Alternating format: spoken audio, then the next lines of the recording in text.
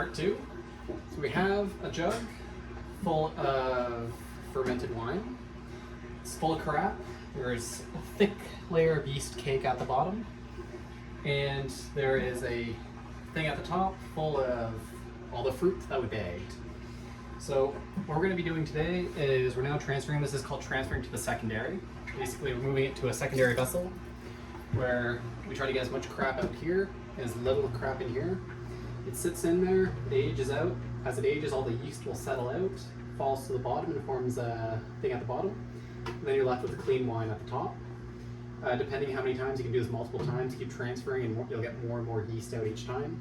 Typically one is the minimum you want to do. Otherwise, when you bottle it, you're gonna have like yeast cake at the bottom. I can probably show you an example of what happens if you skip this step. It's very unpleasant. You don't want to give that to people. So, this is Remy's secondary vessel. It usually looks like this because you want to have, well, it doesn't have to look like this, but these ones have a very reliable seal because you're going to put the cork in. Whereas this one has a top that you can take off entirely, and that's important for primary because you want to be able to pull out all the fruits. Don't don't do these backwards, because if you put all your fruits in there, you're never going to get them out, or you're going to have a hell of a time getting them out. You're also going to have a hell of a time getting your wine out with that fruit in it. So what we're going to do right now is I had a towel on it just to protect it from the light. And this is just a record of what I've added. For a record of what I've done since that last video. We originally added 2 kilograms on January 6th. I then added 1 kilogram on January 14th because it was fermenting really fast and slowing down. Added 1 kilogram because it slowed down on January 20th. And then I noticed it wasn't bubbling much. I had 1 more kilogram because it wasn't very, I did test it back then. It was pretty good. But I mean, it's too early to tell. It's full of yeast, it tastes like yeast. I had 1 more kilogram just to see if it would get going again. It didn't really get going. We left it to sit for a little bit to bubble it every now and then, but it's been stopped for about a week now, which is a good indicator that it's done fermenting. And so I suspect it should have a little bit of sweetness because I doubt it got rid of all that sugar. And I've got some sugar here and a scale, and we can add some sugar to there based on if we want to make it sweeter or less sweet. Once it's fully fermented, like it'll reach an alcohol concentration. This one could be up to 18%. It's kind of unfortunate because that initial tool broke, so we'll have to be careful when we're drinking it the first time. But for now, we're going to do the messiest part, where we're going to pull that giant bag out from before, and we're going to throw it in the garbage. If you have those are your work clothes, I'd stand back because this will splash. All right. So you think you can do them now? Think. I can definitely do it on my own. It's just a matter of how clean will it be. So, we want to agitate this as little as possible, because the more we agitate this, the more the yeast at the bottom, which is, you can't see it, but it's a thick layer, will be stirred up. We'll see it after you're done putting that in there. I'm going to hold it as low as possible so it doesn't splash, because splashing right now is very bad. Otherwise, we just dump this into the other one. There is oxygen in here for the first step, like our first fermentation. It's very good, it helps it get going. Now it's done fermenting, now oxygen is our enemy. Oxygen will turn into vinegar. So I'm just draining this because that's all the juice in there. It smells pretty good, you can kind of get like the fruit smell.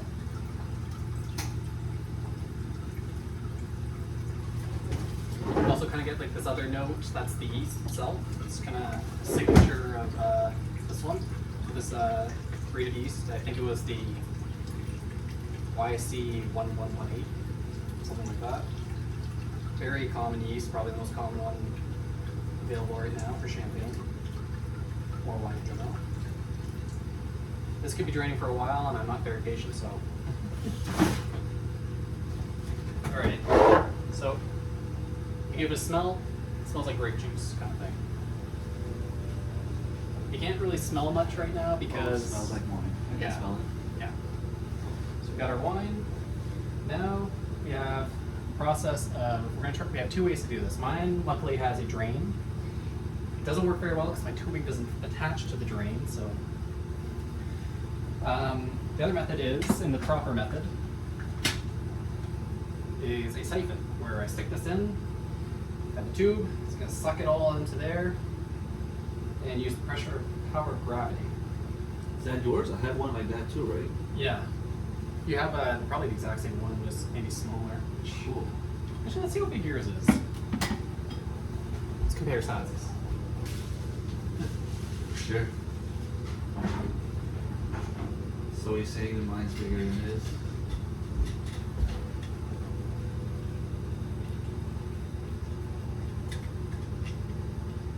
Fancy fucker. What am I supposed to do with that? Okay. I hate yours. So yours has like a stopper at the bottom, so if this is down, it's not going to suck. Then when it hits the bottom, this goes up, and then you can pull the wine out.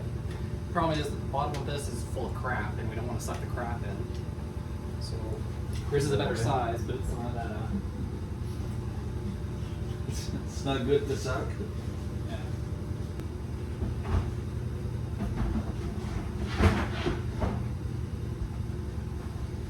All right, we'll try this the proper way, then give up and do it the easier way, which I'm going to hold a siphon. I'm going to attach a siphon tube to this.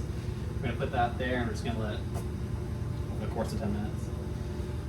But first, for the sake of failure, we'll do it this way.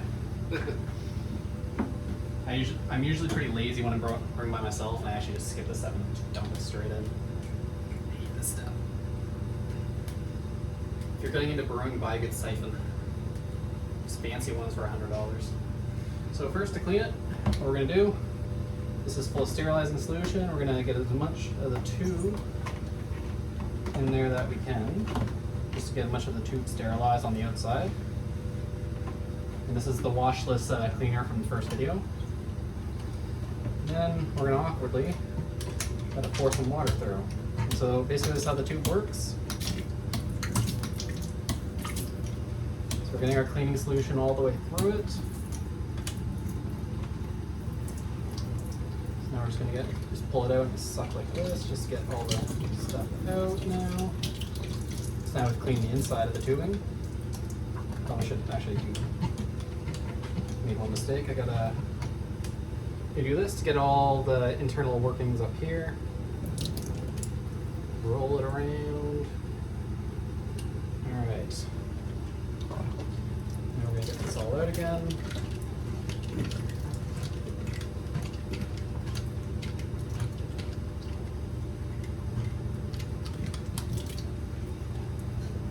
This works better if you have a better kitchen sink. If that doesn't touch that, nasty. Okay. So this is all rinseless food grade sanitizer, so it's okay to have the bubbles in there. Still don't want a lot of it. It's phosphoric acid. It doesn't taste good unless it's in Coke. Coca-Cola. Good to specify.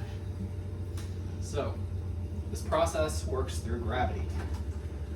So yeah, we got a bit of cleaning solution in there, but that is okay. What we're gonna do, you gotta get that tube all the way to the bottom. It's touching the bottom, because that tip, we're gonna have to keep pumping this siphon until, there we go, until the water reaches over the tip. Once the water covers the tip, it'll actually start going on its own.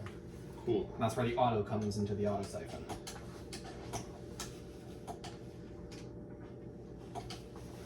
And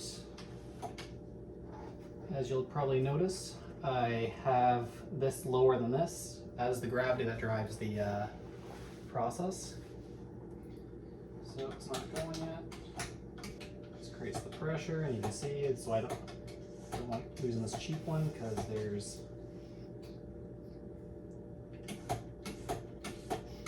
just have to keep going.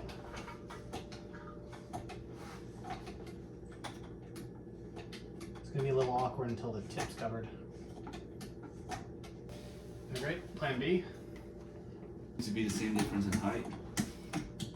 Oh, there you go. So it's working easier now that the height difference is bigger. And if we're lucky, we'll get that tip covered.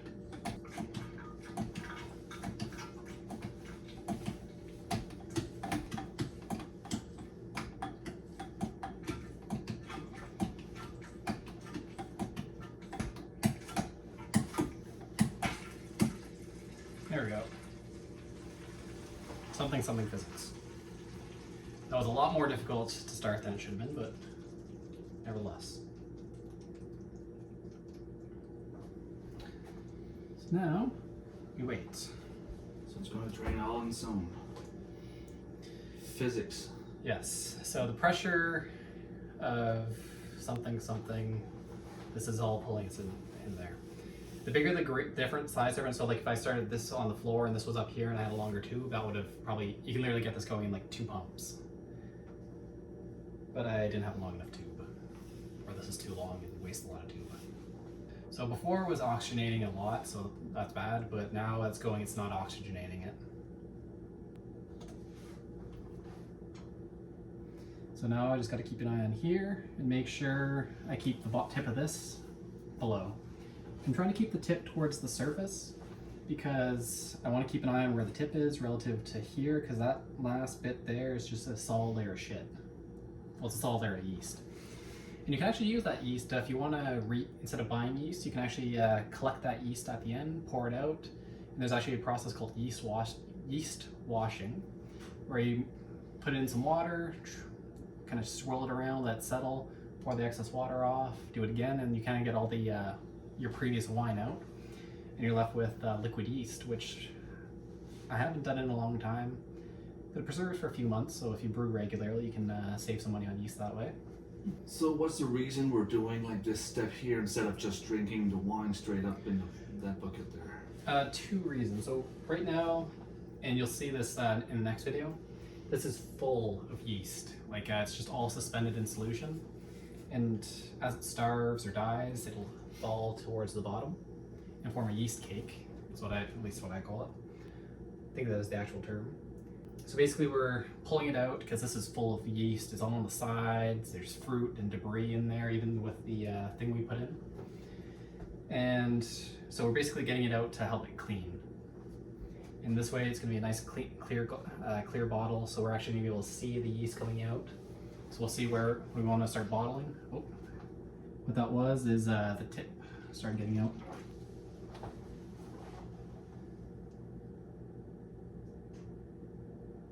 You gotta be careful because this is dark wine, so it's actually really hard for me to see. See the difference right there? Right there. It's probably gonna go about to here if we dare. We can really go even if until we start seeing, like when we hit the yeast cake, it's gonna turn around. Okay, so you can just stop it before. Yeah. And so this will give us the best estimate of how much wine we're gonna get out of this. Actually, I don't know how much this holds, but it's like a 5-gallon. Yeah, because we're only going to lose probably about this from the bottom, and the rest will be all drinkable wine, which will be the next video and longest video because wine bottling is a process. So there's a few things you can do. I was just talking to Remy about what you can do with a secondary. Right now, we're pretty much just using the secondary to clarify the yeast, get all the gunk out from the bottom. Because if we bottled right now, all the bottles would have crap sitting at the bottom of them. Now, if instead we wanted to do like extra steps, we could instead add some herbs in here, let them age. Some examples of this, because adding a herb in here versus here will have a different effect. If you added mint in here, you really get like a menthol effect when you if the yeast ferments the mint. If you add in here, you'll get more of a fresh green mint flavor taste. The yeast, when they're actively metabolizing, will kind of have different effects than when you put into a secondary when the yeast aren't actively breaking everything down. So, sorry, we're getting hard to talk. We're starting to see some crap at the bottom. See something floating there. Oh, right there, in the middle, yeah. So, gotta keep a close eye. I think we gotta go down if we want to keep going. Almost there. So we have rhubarb, Okay. blueberries, and chokecherries. So what we're gonna do now, I think we're pretty much done. So everything's gonna drain out. Here, let's keep some of that for ourselves. So yeah, basically I'm just gonna Into this out. Now we're gonna have a double, because I want to have be able for us to taste it.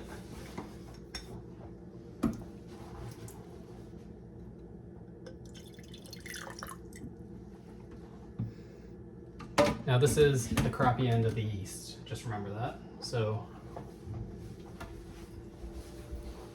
here, fitting a shot glass for you.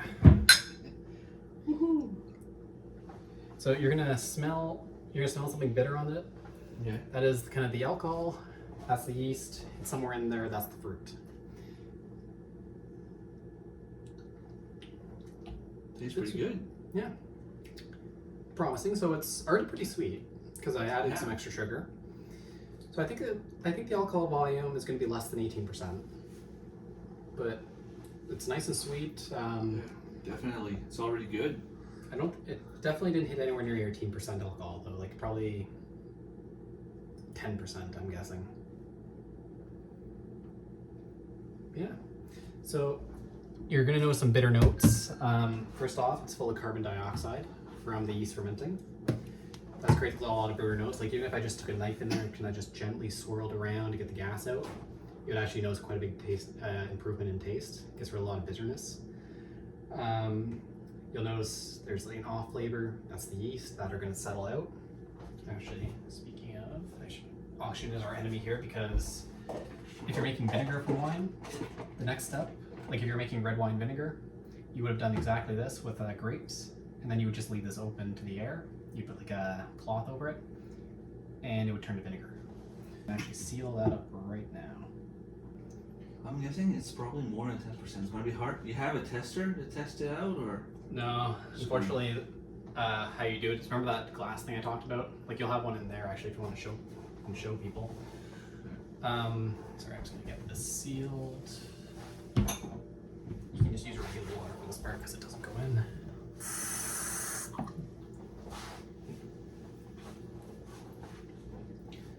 Our fermenter. Now because it shouldn't really be fermenting at this point, like it should be done its fermentation. It shouldn't really bubble. It is going to bubble a bit in the beginning just because of like pressure differences. This is going to be different temperature than the bottle.